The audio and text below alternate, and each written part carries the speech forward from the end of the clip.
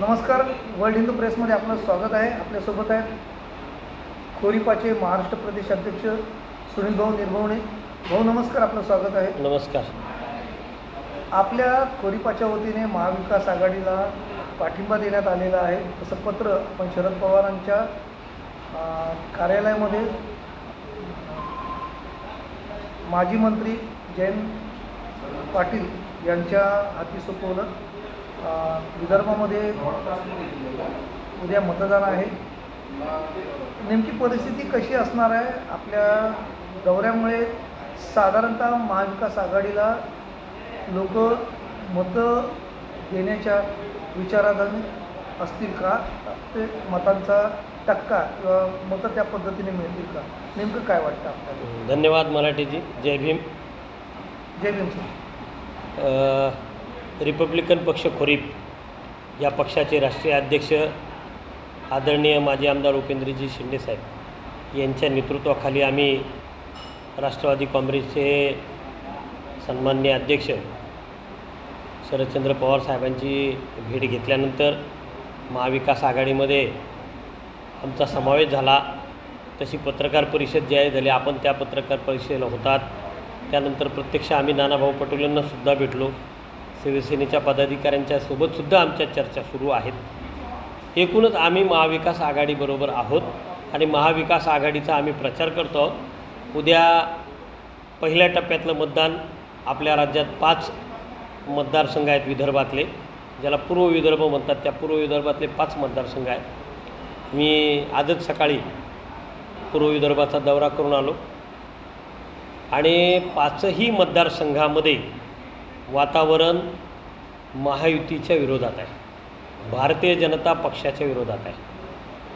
आंबेडकरी जनता आणि एकूणच राज्यातली जनता नरेंद्रजी मोदी आणि त्यांच्या नेतृत्वाखालील सरकार आणि भाजप ह्या पक्षाने केलेले जे काही मधल्या काळातल्या घटना आहेत त्या सगळ्या गोष्टींचा राग लोकांच्यामध्ये आहे।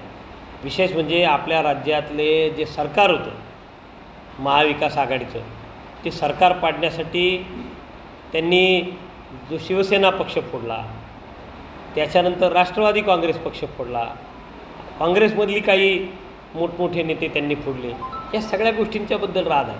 आणि एकूणच आत्ताची जी निवडणूक आहे हे देशाच्या इतिहासातली एक अशी पहिलीच निवडणूक आहे, कारण 75 वर्षे झाले आपल्या देशाला स्वातंत्र्य होऊन आणि 18वी लोकसभा ही निवडणूक आहे। ह्या निवडणुकीच्या आधी कधी असं वातावरण नव्हतं।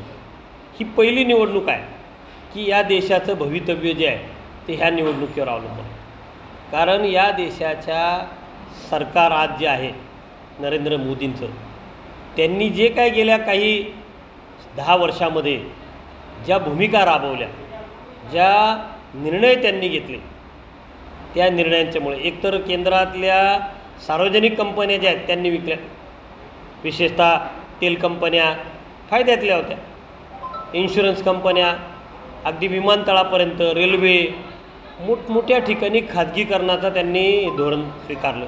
आणि त्याच्यामुळे झालं काय की नोकऱ्याच संपुष्टात आल्या, सरकारी नोकऱ्या, आणि खाजगीकरणांच्यामुळे नोकऱ्यांची गॅरंटी नाही, पगाराची गॅरंटी नाही, बेरोजगारी वाढते, महागाई वाढते, लोकांच्या डोक्यात राग आहे। आणि सगळ्यात महत्त्वाची गोष्ट की आपल्या देशाची घटना जी आहे ती घटना बदलण्याच्या संदर्भातली जी भूमिका ह्या सरकारकडून उद्या घेतली जाऊ शकते। आणि ही भीती आता आम्ही जे 3 दिवस फिरलो, मी पक्षाचे आमचे राष्ट्रीय अध्यक्ष आदरणीय उपेंद्रजी शिंदे साहेब, माझे महाराष्ट्राचे सरचिटणीस जीवनजी बागडे, आम्ही विदर्भातल्या ह्या 5ही मतदारसंघात ज्या फिरलो, कार्यकर्त्यांच्या भेटीगाठी घेतल्या, सभांमध्ये बोललो, त्या सगळ्या ठिकाणी लोकांच्या मधला जो राग आहे, रोष आहे भारतीय जनता पक्ष आणि मोदींच्या संदर्भातला, तो उफाळून आलेला आहे आणि उद्याच्या मतदानात तो दिसणार आहे। भाऊ, भारतीय जनता पार्टीच्या बऱ्याच नेत्यांनी स्टेटमेंट दिलं की डॉक्टर बाबासाहेब आंबेडकरांनी जी घटना आपल्या राष्ट्रासाठी लिहिली, देशाला 26 जानेवारी 1950 रोजी अर्पण केली, ती राज्यघटना आम्ही बदलणार नाही, घटनेच्या संरक्षणार्थ आम्ही आहोत। मग हा गोबेल्स प्रचार नेमका का सुरू आहे आणि राज्यघटना बदलणं एवढं सोपं आहे असं वाटतं का? नाही, गोबेल्स बिबेल्स काही नाही. त्यांची करणी तशा पद्धतीची. भारतीय जनता पक्ष आणि राष्ट्रीय स्वयंसेवक संघ आर एस एसची जी भूमिका आहे, पुढच्या वर्षी आर एस एसला 100 वर्ष पूर्ण होत आहे. आर एस एसचा हा अजेंडा आहे. बाबासाहेब आंबेडकरांनी जी घटना दिली ना, ती एका समाजासाठी नाही दिली. या देशातल्या प्रत्येक नागरिकाला जो अधिकार दिलेला आहे, जो अधिकार म्हणजे तुम्हाला शिक्षणाचा अधिकार, नोकरीचा अधिकार, व्यवसायाचा अधिकार, तुम्हाला संपत्ती जमवण्याचा अधिकार, कुठल्याही राज्यात जाऊन वास्तव्याचा अधिकार, तुम्हाला बोलण्याचा अधिकार, लिखाणाचा अधिकार, मताचा अधिकार, हे सगळे जे अधिकार आहेत ना बाबासाहेब आंबेडकरांनी जे दिलेत त्या भारतीय राज्यघटनेच्या माध्यमातून, हे हिरावून घेतले जाण्याची भीती आहे, सगळ्यात मोठी भीती आहे. आणि आज तुम्ही बघा, जो विरोधात बोलतो आहे त्याला आत टाकलं जातं, ईडी लावली जाते, CBI लावली जाते. एक प्रकारची हुकुमशाही सदृश्य परिस्थिती आपल्या देशामध्ये आज सुरू आहे. आणि ही जनतेच्या मनामध्ये भीती आहे. आणि ही जी भीती आहे, ही भीती रास्त आहे, जनतेला पटलेलं आहे. गोबेल्स बिबेल्स काय नाही.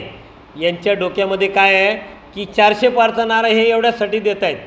काय म्हणत आहेत? 400 पार. म्हणजे 400 पार केलं की ॲब्सोल्यूट मेजॉरिटीच्या पुढे तुम्ही जाणार आहात.